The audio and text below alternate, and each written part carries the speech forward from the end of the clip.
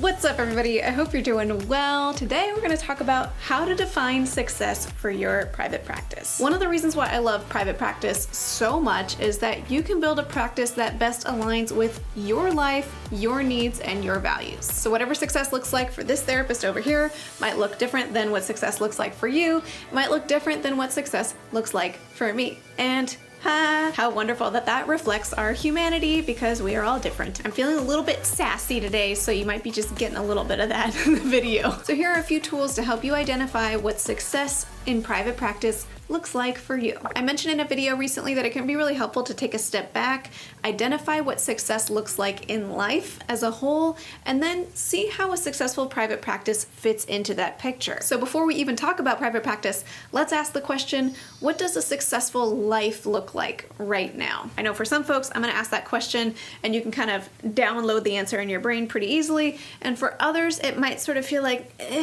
question mark.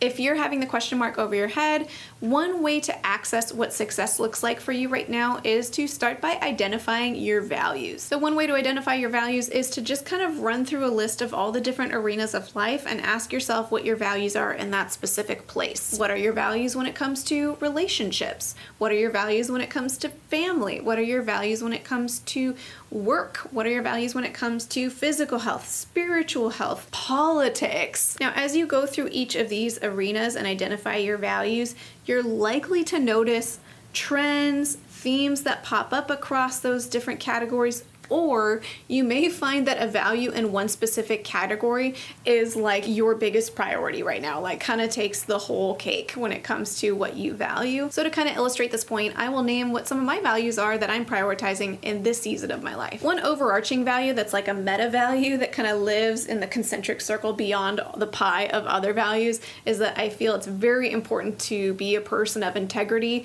meaning whoever I say that I am, I need to actually be that person in my actions. Another major value of mine right now is to be a healthy person for my kids. To be a healthy person for me and everyone, but particularly for my kids right now. And some other key values of mine that I'm prioritizing right now are to financially support my family and also, with whatever's left, to make a positive impact somewhere in the world outside of just my family. And of course, I have other values like taking care of my physical health, making sure I kind of follow through on my civic duties, and things like, taking care of the environment as best as I can because that freaks me out. So there's a long list of other values, but these are kind of the core top priority values right now. So once you kind of round this out in whatever format feels most accessible to you, whether it's like listing out your values and giving them like a numerical value of how much weight they hold on a scale of 1 to 10, or if it's putting them in a pie and saying, giving my attention to my kids as a healthy human right now is 80% of the pie, or whatever it is, map that out if you need to in order to identify what your core values are right now. Then you can ask the question of how does private practice fit into these overall values. One obvious way that I can see that my values impact private practice is that, so much of my values are dedicated towards spending time with my kids that time-wise, like it probably wouldn't fit to spend all my time with my kids and work full-time in private practice. So I might need to consider that as I think about what a successful practice looks like for me when so much of my values are actually somewhere else. So while holding this visual representation of your values in mind, you can start to ask about specific details of private practice and see how your values might potentially influence those. So things like your schedule, how many clients do you see per week and how might that align with your overall values? It might be things like what rate do you charge, what types of clients that you see. Like I really can't work with kids because I'm spending so much of my energy with my 2 kids already. I don't have any left to give from clients. And you can keep breaking this down into all the little details of private practice, whether you take insurance or whether you do only cash pay.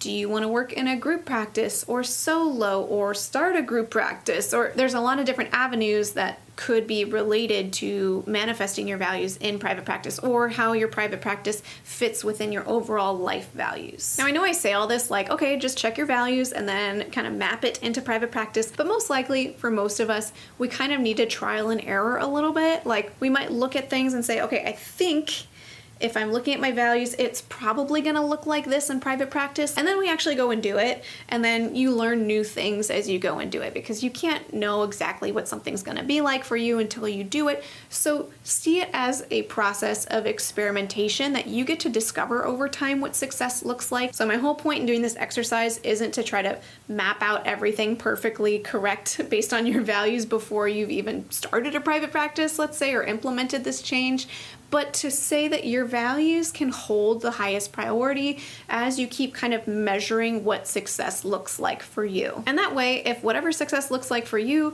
looks really different than what success looks like for your neighbor, then at the very least, you can check back within your own internal rubric of values and say, well, am I leaning into what matters most to me though? And if the answer is yes, then it makes it so much easier to kind of slough off the comparison and paranoia and anxiety and imposter syndrome and self-doubt and etc. that can come when we compare ourselves and our practices to other people. And of course, a very important measure of a successful private practice is how your clients are doing. Are your clients also experiencing success as you lean into your success? I'm not going to touch on all the details of how to measure client success in this video. I have some ideas that I might touch on in a future video related to that. But at the very least, are you checking in with your clients in some form to see like, hey, what kind of modifications would you like to make this more effective for you, more supportive to you? Is this what you thought it would be? Let's at least do that at a bare minimum. Or if you're noticing that quite a few clients are dropping off much sooner than you anticipated, or only coming for one session and then you never hear from them again, that's something worth checking in on. It doesn't mean that you're offering unsuccessful therapy or that your practice isn't successful, but it's something to notice, something to bring up in consult group, check in with yourself, and maybe try something different if there's anything going on in there that wants to be adjusted. Now, I know this might be a bit more of a straightforward and probably shorter video than my usual, but I really wanted to drive this point home that a successful private practice looks like whatever you want it to look like. And as long as you're offering support and care for your clients as well, everybody wins. And before we close, I'd like to thank TherapyNotes.com for sponsoring this video.